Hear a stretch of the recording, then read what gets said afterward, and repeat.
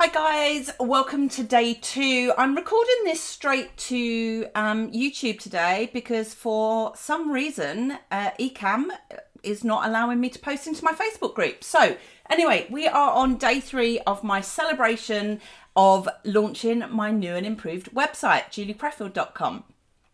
Every day this week at 9 o'clock, I'm jumping in and sharing some lessons from my 2 decades in business. Every day talking about a different topic. Today I am talking about the power of being a speaker, using your voice to tell your stories and to build your personal brand. And the irony is I've gone for a run this morning, which is why I'm a little bit sweaty and underdressed. But that is where my online presence, I guess, started. So just a little bit of kind of background history really is that I have always been a speaker. In fact, I've been more of a performer than anything. So I have a degree in performing arts and a master's in multimedia. And back in the day, my passion was drama. And so I was a very confident performer. I would perform in plays and I was a dancer. I was in a street dance crew and all of that kind of stuff. So I've always been a confident communicator. And I guess I learned a lot of technical speaking skills through my drama training. And then when I worked in the public sector, I would often have to give presentations and talks and briefings to politicians and various other people around topics connected to the Olympics. And I've worked as a freelance trainer and consultant and all of those kind of things. But I never considered myself a professional speaker. I didn't even know that that was a thing. And then when I set up my plus size fitness business, bit by bit, I kept being asked, would I come and give a talk? And through kind of word of mouth, really, I heard about the Professional Speakers Association and I become a member of that, 7 years ago, and I've never looked back. So I do now consider myself a professional keynote speaker. I have given talks all over the world. I have headlined conferences. I've been the kind of final speaker of the event. I've done 6 weeks on ITV's This Morning. I've been on BBC, Sky News, you name it, the Today Show. I've been featured in the media across 50 different countries. And what is interesting is that my preferred route of communication has always been writing. That's I'm a blogger, I'm a writer, I've got 10 books, I've written hundreds of thousands of articles, and yet speaking seems to be more powerful. There is this connection that you make with an audience that people never forget you. I gave a talk probably about 5 or 6 years ago at the Festival of Female Entrepreneurs. And whenever I come across any lady that was in the audience there, they always come out of their way to come and talk to me. I got 2 standing ovations at that event. It was one of my earliest paid speaking gigs. And there was probably about 500 entrepreneurs in the audience. And literally, I'm forever being told, oh, I was in the audience that time. So that human connection. And I think because we've all been online for the last 2 years, we've kind of forgotten the power of seeing somebody live. And recently I did my first paid speaking gig after, a 18-month hiatus.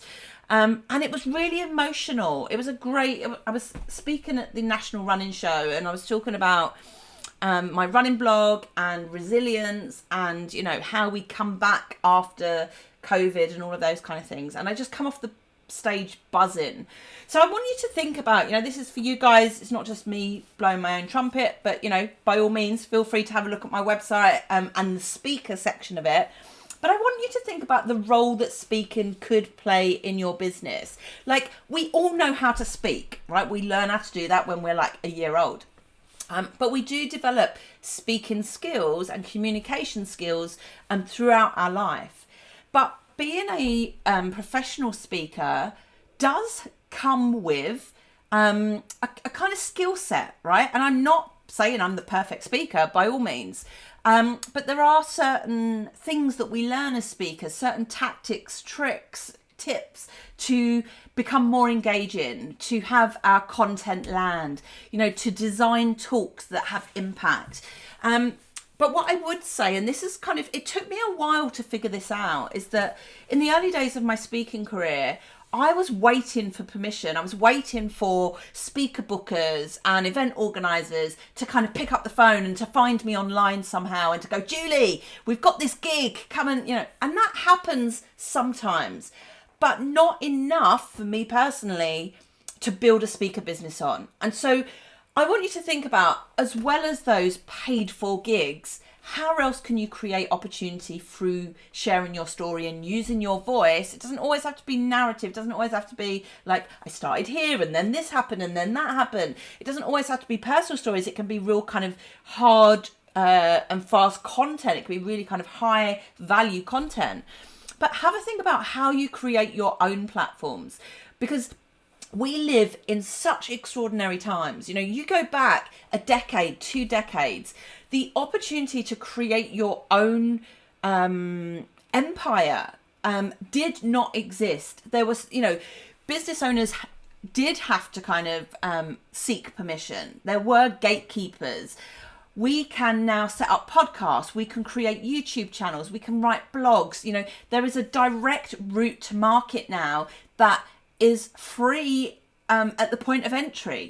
We can create TikTok accounts. We can do Instagram Reels. I did an Instagram Reel this morning that was really, really fun.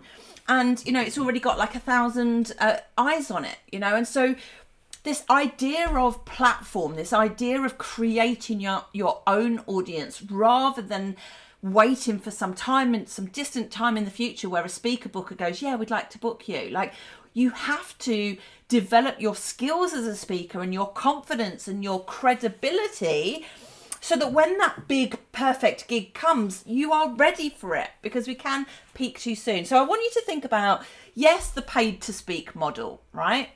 But also the speak to get paid model. And that is where you rock up at an event, you're not getting paid to speak, but you're going to activate the audience to want to buy from you. But then I also think there is the speak to amplify model, which is about amplifying your credibility. It's about connecting with the influencers in your industry to make waves. And finally, I would say there is also the kind of speak to make change. And so this is about kind of when you are mission led and you want to really activate people's ideas and influence them to make different decisions. So I hope this has been helpful. I'm going to post the link into the Bigger Than You business group on Facebook because I couldn't get it to work automatically today. Would love to know what you think about it. Tomorrow I'm talking about one-to-one coaching and the power of choosing the right business coach for you. And then on Friday we're talking about how you create irresistible offers, and we're having a debate on whether we should get involved with Black Friday or not. So hope you have a good day. Sorry I couldn't do this live into the group, but hopefully you'll check it out on my YouTube page. And do what my daughter Rose says, smash that subscribe button. So smash that subscribe button, because guess what? In the new year, I am completely transforming my YouTube channel, and YouTube and video is going to be a big part of my audience building strategy. And hopefully my audience building tips will help you to build your business too. All right, have a great day.